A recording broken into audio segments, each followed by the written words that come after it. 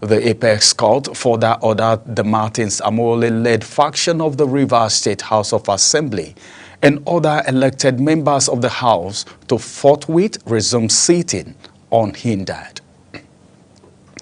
Imo State has recorded a significant reduction in maternal mortality alongside improvements in skilled birth attendance and immunization coverage. Commissioner for Health, Dr. Prosper Ohayaga, disclosed this in an exclusive interview with Global Television. Imo State correspondent Amarachi Ibe highlights the state's stride in healthcare delivery. Dr. Haya said the state performed well in key health indicators during the last annual joint review, particularly in maternal health and immunization coverage. He noted that the maternal mortality rate has dropped, attributing this to availability of more skilled birth attendants and improved healthcare services, noting further that immunization coverage has reached approximately 73%, a major milestone in the fight against childhood diseases. So, our maternal mortality rates is 576 per 100,000 live births in Imo State. This is one rate that has beaten so many rates in the country. The maternal mortality rate in Imo State is actually the very best. Dr. Haya commended the state governor, Hope Uzodinma, for his continued investment in health sector, which he acknowledged has enabled significant progress in maternal and child health care. He also emphasized government's commitment to strengthening primary health care centers, ensuring that essential medical services are accessible to communities across the state. Imo State was doing very well with skilled birth workers. We did quite well in our immunization, which has about 73% coverage, but we need to do more. And we are not yet out of the woods. We are moving towards getting out of the woods.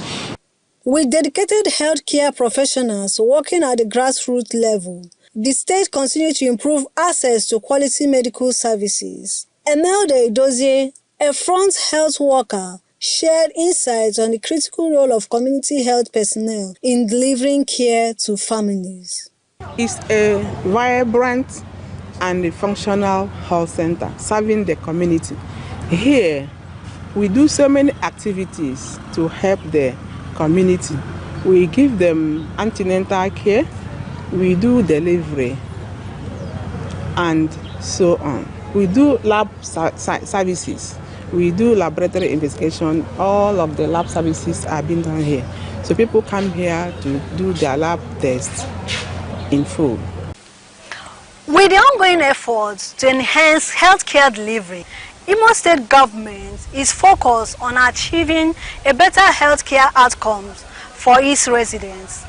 Experts says continued investment in maternal and child health programs is the key in sustaining these gains. In Owerri, Amarachi Ibe, reporting for Global TV News. President Bola Tinubu has expressed deep sorrow over the passing of veteran broadcaster Anike Agbaje-Williams, describing her as a trailblazer in the Nigerian and African broadcast history. Her family, Agbaje-Williams, renowned as the first African to appear on television, passed away on Wednesday, February 26 in Ibadan at the age of 88. In a condolence message signed by the special advisor to the president on information and strategy, Bayo Onanuga, Tinubu extended his sympathy to her immediate family, professional colleagues, and the entire broadcast media industry. The Independent National Electoral Commission, that is INEC, says that it will not conduct any by-election into the Rivers State House of Assembly until the case before the court is finalized. Reacting to a statement created and credited to Rivers State Governor, accusing the Commission of selectively choosing and conducting by-elections into vacant positions, the Commission said, while it's aware of the situation in Rivers State, it will not comment on it because it is subjudiced. In a statement signed by the Chief Press Secretary to the INEC Chairman, Rotimi Oyekomi, the Commission appealed to people occupying high public offices to be circumspect in their public statements before they mislead the public and cast aspersion on public institutions. In a unanimous decision by a 5-member panel led by Justice Owani Abaji, the court vacated the November 21, 2024 judgment of the Abuja Division of the Court of Appeal, which validated the elections.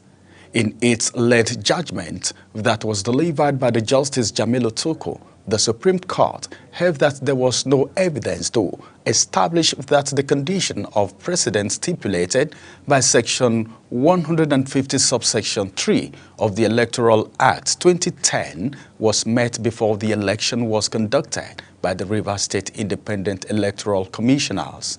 The Supreme Court restored an earlier verdict of the Federal High Court in Abuja, which barred the Independent National Electoral Commission, that is INEC, from releasing voters' register to the state's electoral body for the conduct of the local government polls. The senator representing Kogi Central, Natasha Akpoti-Odoagan, has accused the Senate President, Godswill Akpabio, of sexual harassment. Akpabio has since denied the allegation through his media consultant, Kenny Okulugbo.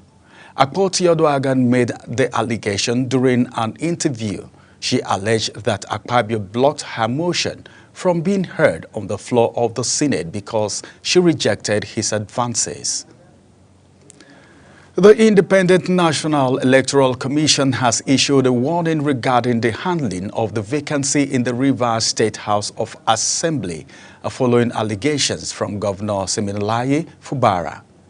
The governor had accused INEC of selectively implementing election to fill vacancy caused by political defections, particularly in light of the ongoing factional crisis in the Assembly. However, INEC, in a statement signed by the Chief Press Secretary to the INEC Chairman, Rotimi Oyekami, made it clear that the matter is still subjudice with multiple court cases, including those before the Supreme Court, awaiting final decision. The National Agency for Food and Drug Administration and Control, that is NAFDAC, has announced the discontinuation of the registration of multiple dose anti-malaria artemether-lumefantrine dry powder for oral suspension. The announcement was made in a public alert released on the agency's website. The agency says the decision follows stability concern, and studies have shown that the reconstituted formulations lose efficacy over time. The Academic Staff Union of University, that is ASU Sokoto State University branch, has declared a total, comprehensive and indefinite strike. The union said the failure of the University Administration Governing Council and the state government to address lingering issues it raised were the reason for the strike. It promised comprehensive enforcement, stating that the strike would shut down all activities in the institution.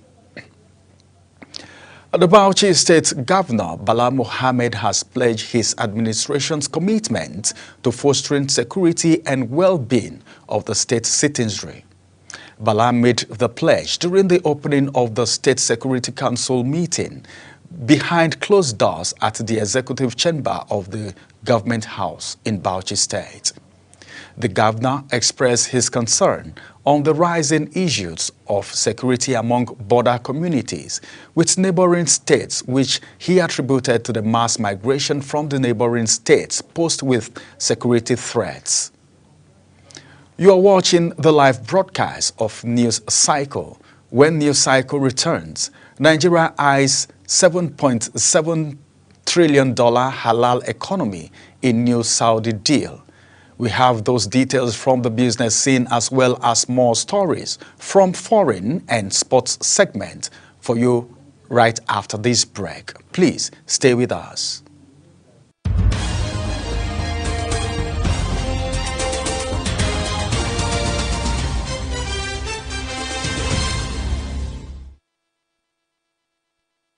Do you know that global television can be watched in Nigeria and all over the world? Download the Global TV Nigerian mobile app for Android and iOS devices to watch global television real-time from around the world. What are you waiting for? Start downloading and stay connected to global television.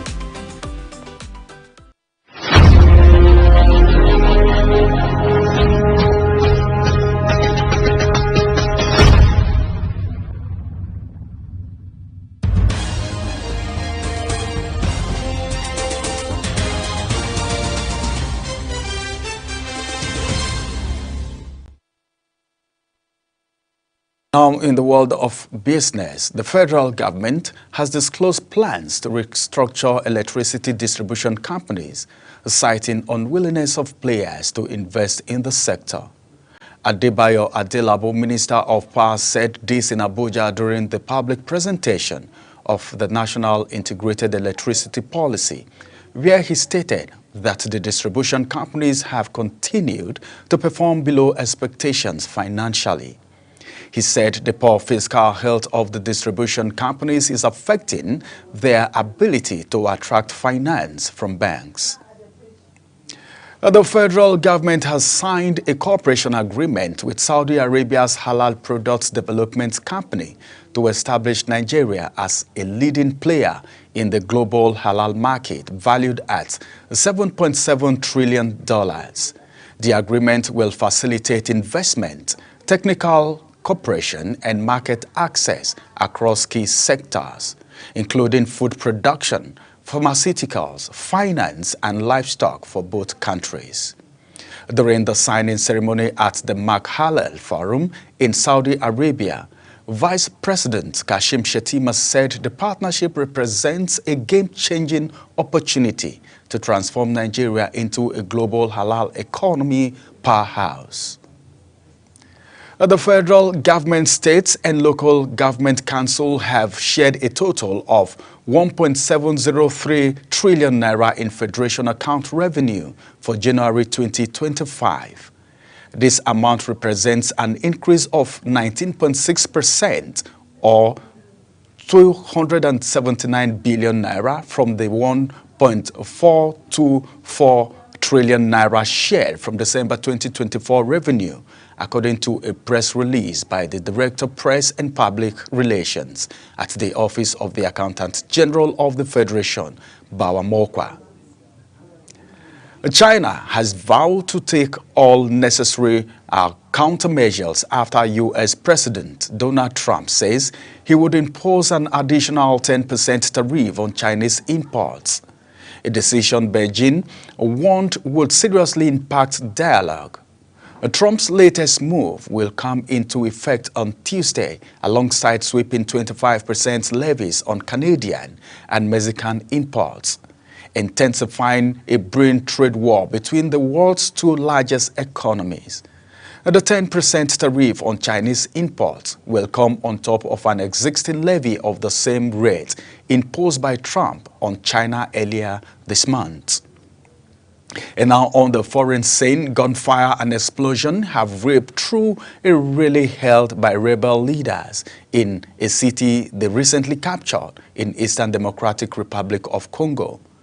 Videos show chaotic scenes with bodies on the street after the crowd fled the rally in Bukavu, the second biggest city in East, in panic. Casualty figures are unclear, but reports have quoted a hospital source as saying that at least 11 people have been killed and 60 others wounded. And now on the foreign scene, the European Union's law enforcement organization, Europol, says at least 25 arrests have been made during a worldwide operation against child abuse images generated by artificial intelligence, that is AI.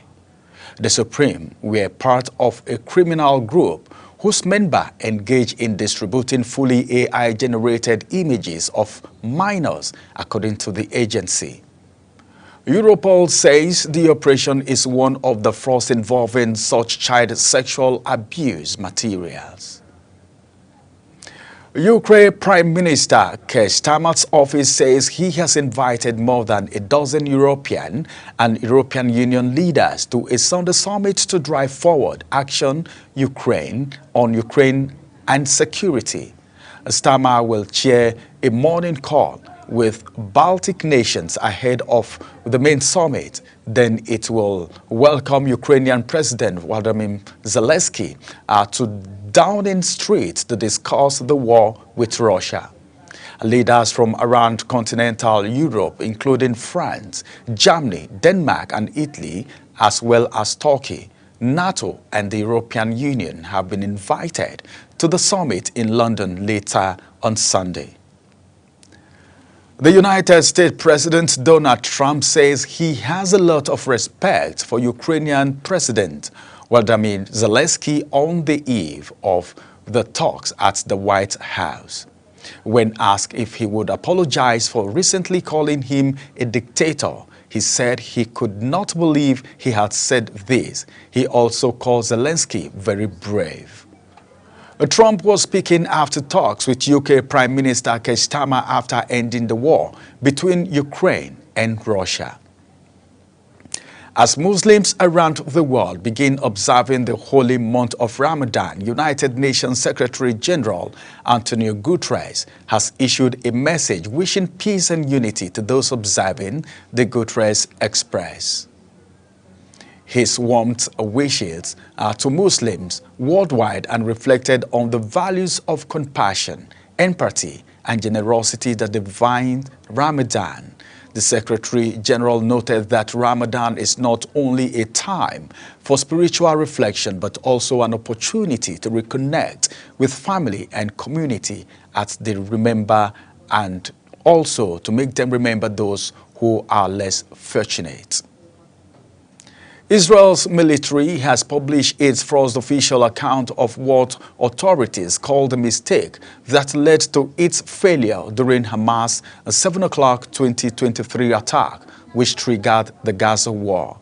The report concluded that the Israel Defense Forces failed in its mission to protect Israeli civilians. The 19-page report contains much than it's already known about what led to catastrophic loss of about 1,200 lives when approximately 5,000 gunmen from Hamas and other Palestinian groups stormed into Israel, also taking 251 hostages in the process. And now in sports, Kano Pillars coach Usman Abdullah has insisted he doesn't understand why the management of the club has suspended him after the club announced an extension of his initial 3-week suspension. Abdullah was nailed by the club earlier this month after their goalless draw against Bayelsa United in Kano State.